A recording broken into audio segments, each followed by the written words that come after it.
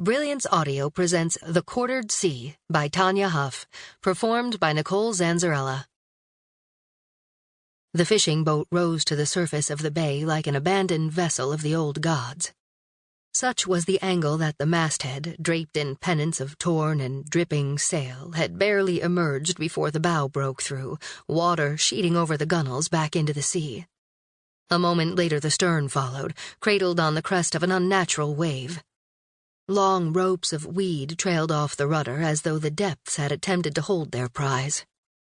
Ignoring waves and wind, the boat cut across the chop toward a nearly identical vessel carrying 4 oilskin-wrapped people.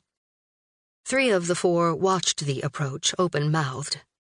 The 4th, a young man standing alone in the bow, watched the water and sang.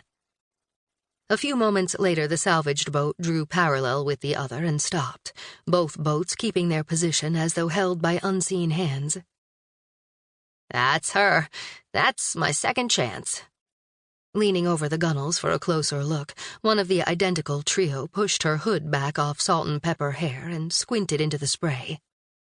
"Well, I'll be hooked and fried. They even brung up both pairs of oars."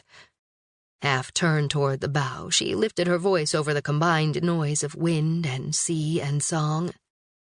"Hey, Bard, we're close enough to use the gaff.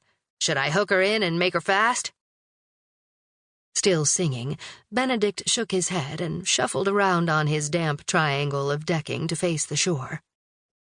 Shoulders hunched against the chill, he changed his song, and both boats began to move toward the gravel beach at the head of the bay, where the tiny figures of the villagers paced up and down.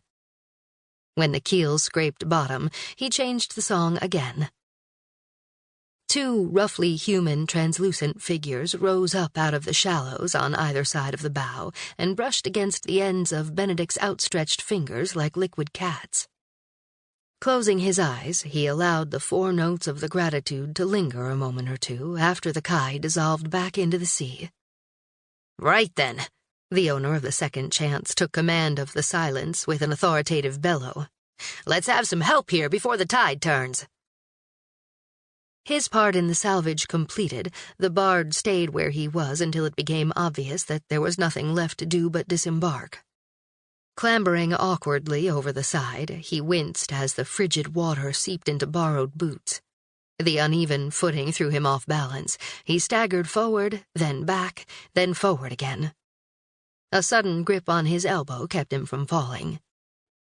The figure beside him, indistinguishable from all the others in the ubiquitous oilskins, was considerably shorter than his own 6 feet. Under his hood, he felt his ears burn.